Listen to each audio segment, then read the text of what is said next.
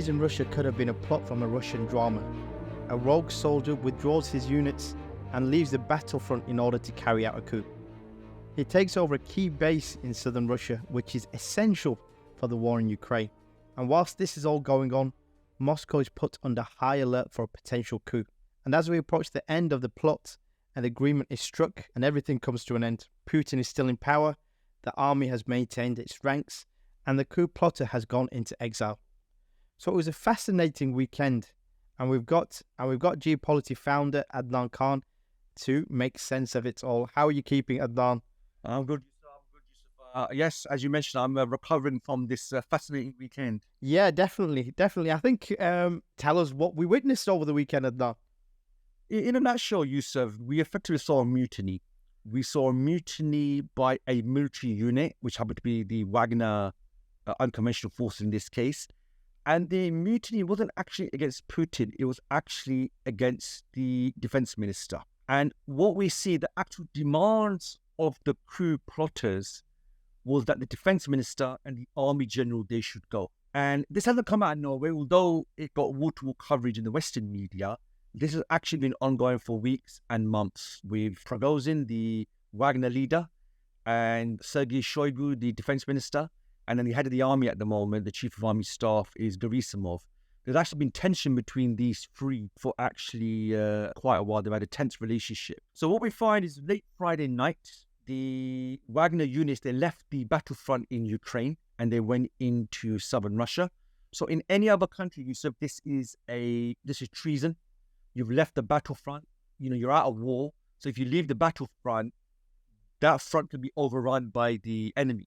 So they left where they were in eastern Ukraine and they went to southern Russia, which isn't a long journey. And what they did was they took over the base in Rostov-on-Don, which is the southern city of Russia. It's also where I think 90% plus of the communications and the whole military planning is being run from regarding Ukraine. And what Prigozhin announced was that he was going on a long march. There seems to be quite a few long marches going on recently, and that no one should stand in his way. And then really for a few hours, nothing actually happened. What we saw after a few hours was on the media, there were images and video coverage that Rostov-on-Don had been taken over. You had Wagner units there. At the time, you couldn't actually tell the difference between military units and Wagner units because they dressed the same at the time. But we had an interesting scenario where army units were at the petrol station putting fuel into their vehicles, and Wagner units were undertaking their mutiny. So I'm not sure how that would look on the street, but that was the very funny scenario that was going on at the time. What happened then is a lot of talk began Saturday morning that these Wagner units are moving from the south of Russia to Moscow. Now, obviously, this is where it gets serious because if you're going to do a coup, you need to overthrow the seat of the regime, which is Moscow. So they go to a town called Renatius, which is about 200-300 miles from Moscow. And really after then, their front petered out. Eventually, they got about 150 miles from Moscow. So because Russia is such a big country, being 150 miles from a town isn't actually that far. We now know, Yusuf, there were several engagements. Wagner shot down some helicopters, and they themselves, the Wagner forces, were also on the receiving end of attacks by actual military units from the Russian armed forces. So by Saturday morning, Putin gave a 5-minute speech where he accused Prigozhin of committing treason. And then by Saturday night, Prigozhin called off the march in the name of stopping bloodshed and the fact that his problem was not with Putin, his problem was with the defense head and the head of the army. And then from there on, we heard that he's now gone into exile in Belarus. The Belarusian leader got involved and intermediated between the military generals who had a problem with him, between the Kremlin, and between the Wagner forces itself. So I think for about 24 hours, there was a coup atmosphere. The Western media were really excited because if this is happening during the Ukraine war, it would have a massive impact on how Russia would prosecute this war. In the end, there was no coup. I think it's debatable if there was even a coup attempt. That's why I'm calling it a mutiny at the moment. This can possibly change as more information comes out. So Putin is still in power. The defense chief, Shoigu, is still the defense minister. The head of the army is still General Gerasimov. The only person that's gone is Prigozhin, the Wagner leader. So that's where we stand. So a lot to take in, Adnan. I guess the biggest question is, you've touched on it. What was Prigozhin's issue? So Prigozhin's issue, Yusuf, I think the best way to look at this, we need to go back a bit. Wagner is an unconventional unit. So it's not part of Russia's main army. So you find, I'm sure we'll talk about this, Wagner's role has really been in Africa, outside, far away from Russia. This war in Ukraine is being overwhelmingly prosecuted by Russia's main military force. However, because the war was going really bad, the Kremlin got Wagner involved. Now, Wagner consists of many experienced retired army officers, so they did a pretty good job in the Donbass area. But what actually happened was, end of last year, it was the town near Bakhmut where they're fighting now. The Russian forces were held up for a while, and the Wagner forces came in and ended the battle, brought an end to it, they won. And what happened was, the Wagner forces and the Wagner leader were taking credit for the victory. And this really ticked off the defense minister, Shoigu, and Gerasimov, the general. But as far as they were concerned, they took on most of the casualties, and this unconventional force is taking all the credit. That's where the division started. So what started happening then was, supplies to Wagner started to dry up, ammunition started to dry up. In a number of areas Wagner forces were fighting, they were running out of ammunition. So Prigozhin started making a lot of social media posts, social media speeches, where he was getting very animated that we are being screwed over, we're not getting ammunition. So this was building up for a while. Then last week, two things happened. The first was some Wagner forces were attacked by artillery, and they concluded the direction the artillery came in, it couldn't have come from Ukraine, it came from Russian forces. So as far as Wagner were concerned, they just got attacked by the Russian army. Then the second thing was, the defense minister gave Wagner an ultimatum last week that you have to sign military contracts. You have to become military contractors.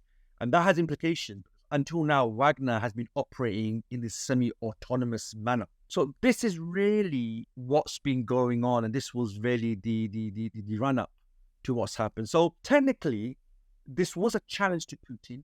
Because by challenging Shoigu, who is a Putin loyalist, you are challenging Putin. But Prigozhin was very careful. He didn't actually attack or say anything against Putin. He actually made it very clear that the general and the defense minister, they are lying and they're not giving the whole story to Putin. That's the angle he actually took. So really, there's a feud between different personnel and different units. And then over the weekend, they spilled out into what we saw as a mutiny. Now, if we just get some of the details ironed out, you touched on it again, but what role has the Wagner actually been playing in the war, first of all? And the second thing is, how did Prigozhin get himself into such an influential position where he could do something like this? So Prigozhin has a very interesting background. He's been a bit of a girl boy. He's been a cook. He's been a video seller. And he's got himself into a position where he is the official arm of the Russian state. So Wagner has really grown in profile over the years, because you find them in the Central African Republic, you find them in Mali, you find them in Libya, you find them in all these conflicts around the world where Russia's main military can't actually go because of a lack of capability. So these unconventional forces, they've been doing the legwork in these faraway territories. That's how they built up the profile. They really built up their profile in the West. The link between them and the Kremlin is a bit opaque. It's something that they've not actually made clear. What we do know is the FSB, so this is the former KGB, they really helped set up Wagner, and they've been providing intelligence to Wagner. So it's down to Wagner now to get troops, to get arms, to get ammunition, to get hardware in order for them to fight. So when the war was going really badly in Ukraine, it was only natural for Putin to call Wagner to come and get involved in the war. Now, Wagner, apparently on paper, has about 25 to 30,000 forces. I find that quite hard to believe. I think it's probably half of that at most. Even the march to Moscow, at most you're looking at 2 columns. You're not looking at thousands. So, Wagner doesn't have the burden of being a huge military that you have to supply. It's a unconventional So they are lightly armed. They can be deployed very, very quickly. And because Wagner consists of retired army officials, retired KGB guys, Wagner really does have the best of the best. Whilst if you look at the Russian military, the best of the best is the exception. Vast majority are not very good. They're badly trained. And we've seen that play out in Ukraine. So that's why Wagner does stand out from Russia's overall military, because Wagner has got the best of the best of recent history from Russia's military who've actually joined them. So Wagner is involved in Ukraine because the Russian military is doing really, really bad. And Prigozhin has really done a good job of building their profile. He constantly takes pictures, puts them on social media. He props up, or Wagner props up, all different parts of the world. So wherever Wagner goes, the assumption is this is Russian influence. So that's why Wagner is quite important. And what happened over the weekend does have implications. So if we go back to the main story, it seems like Prigozhin, he made his move. He himself changed his mind. Obviously, there must have been other things going on. The big question for me is, what did the regime actually do to respond to his initial move? So the regime for a country that takes its time and isn't very efficient, actually what you find is on this occasion, they actually move very, very quickly. So you find a couple of things. Firstly, the Kremlin very quickly got high-ranking officials to do videos and get them out online.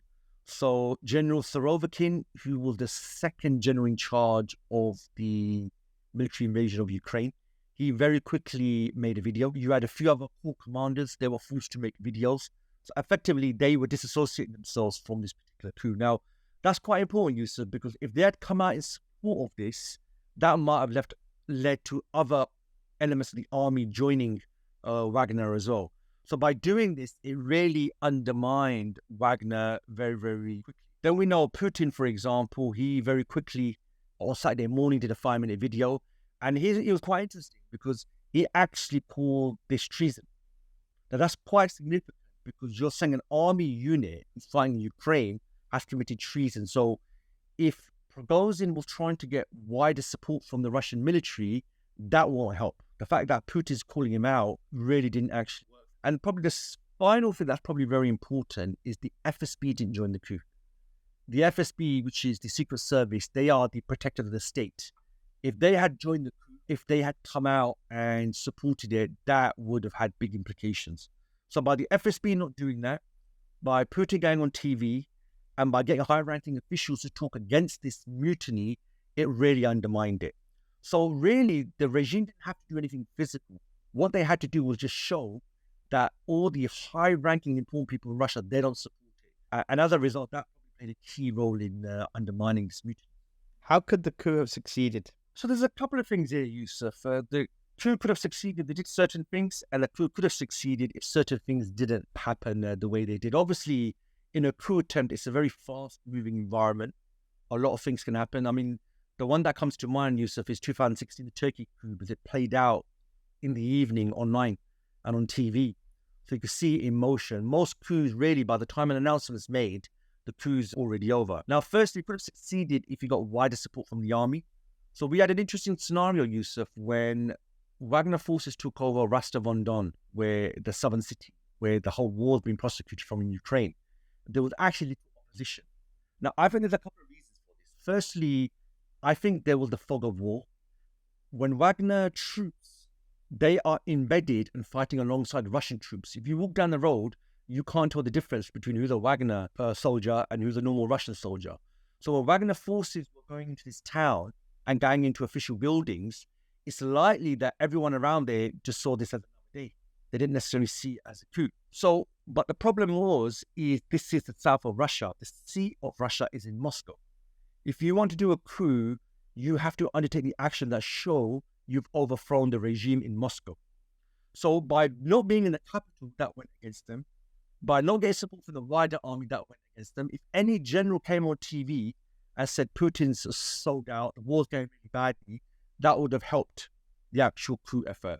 It looks as though, from what I can see, the FSB didn't support this.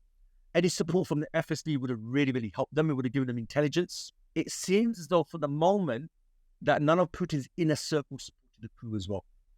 Now, if they were going to try to make this coup successful, they would have needed more important officials on their side. or they needed those officials to publicly support them, or they don't stand in the way.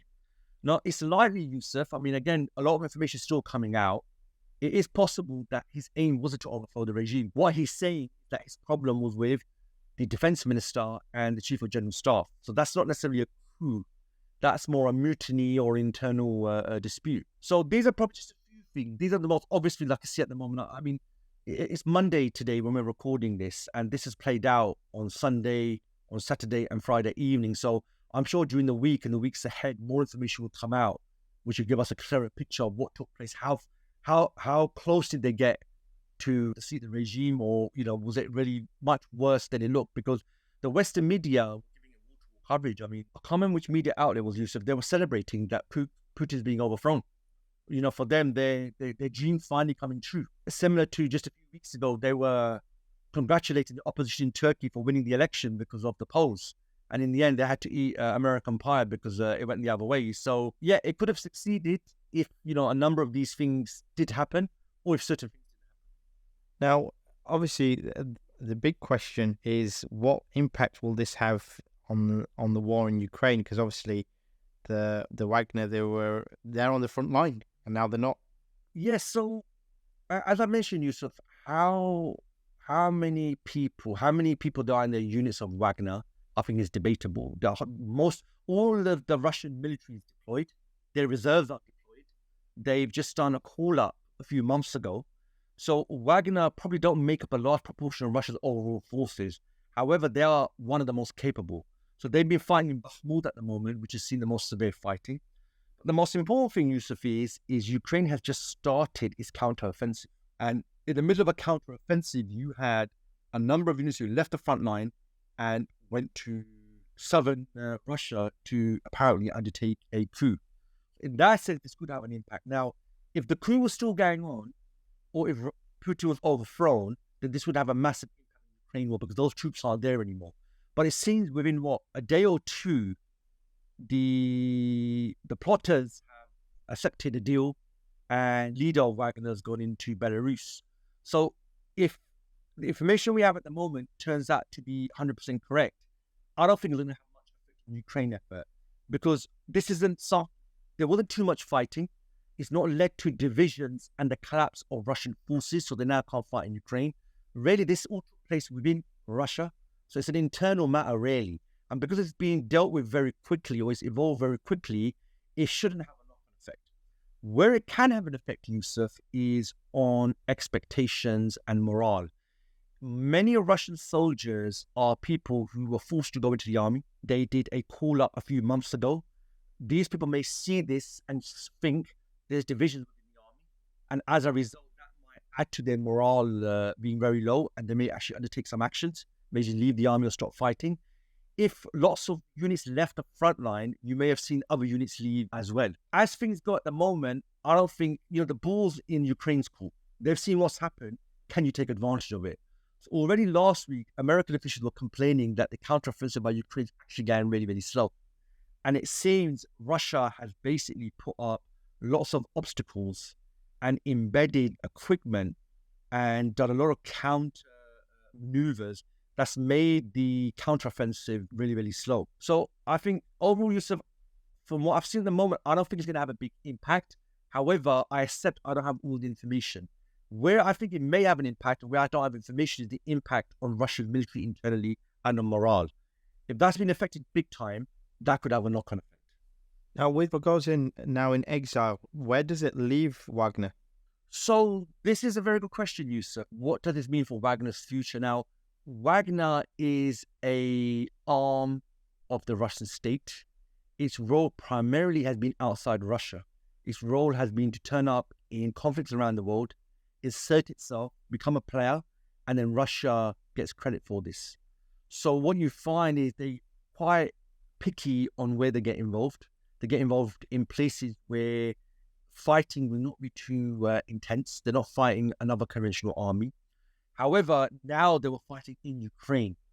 So this, I think, complicates it a bit. You can't just get rid of Wagner. You can't just court-martial them. Well, in fact, Putin said he's already let them off. He's let them off the hook because he said Prigozhin is the perpetrator, and he's the one we actually need to deal with. So I think there'll probably be a new Wagner leader emerge. And Wagner is just too important for Russian external strategy. They can't just wrap up. I think what the FSB and Putin will do now is do a purge of Wagner, get rid of all the potential problem guys within Wagner. I mean, I'm sure it wasn't Prigozhin who did this on his own. I'm sure he had elements who sided with him. So we'll have to see. But from a Russian perspective, you probably want to wrap this up pretty quickly because you're in the middle of a war in Ukraine. So in many ways, this is probably the worst thing that can happen in the middle of a war. You're prosecuting a war, you got your supply lines in place, and then your troops start fighting each other, or your troops saying we have to go back home and do a coup. That could lead to the capitulation of the army in the war that they're actually involved in. So I think probably the Russian state would probably take over Wagner, and they'll probably carry out a purge. But Wagner is just too important to put back on the shelf. So I think what Putin will do is present it as Prigozhin, the person, was the problem. We've got rid of the guy, and now it's normal business. Normal business should resume. And finally, Adnan, where does this leave Putin and his regime? I think firstly, Yusuf, I think we should be careful to draw lessons from what took place this weekend about Putin's strength or weakness. Purely because, it appears it wasn't a coup. The goals and aim were Prigozhin, who wanted Shoigu and Gerasimov gone. So that's not actually a coup. That's you could call it internal competition. Putin has dealt with it pretty quickly. There's not been literally zero, very little bloodshed. It's been wrapped up within 2 or 3 days. So we'll have to see the next few days, the fallout. We'll have to see, does Putin get rid of lots of people or not. I think Putin's regime will survive. I don't think this had the impact the Western media were hoping or what they were actually propagating. It's probably the worst thing you could have as Putin in the middle of a war. It's probably not a good sign. But I think the regime will survive. And I think for the moment, it's within Russia, it doesn't seem to be that this is added to Putin's problems. It doesn't seem public opinion is turned against Putin. It potentially could in the next few days. I mean, we're literally talking about this a day or so after it's been completed. So I think it's something we definitely need to watch. But on face value, from the information I have at the moment, it looks as though Putin's regime wasn't really under threat. And I think Putin's already moved very quickly, actually, to deal with any potential fallout. So, yeah, I think Putin's regime has survived.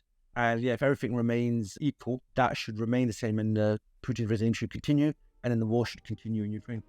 Thank you for listening today. You can find out more information on this issue and many other issues if you access our website. I'm Yusuf. Thank you for listening.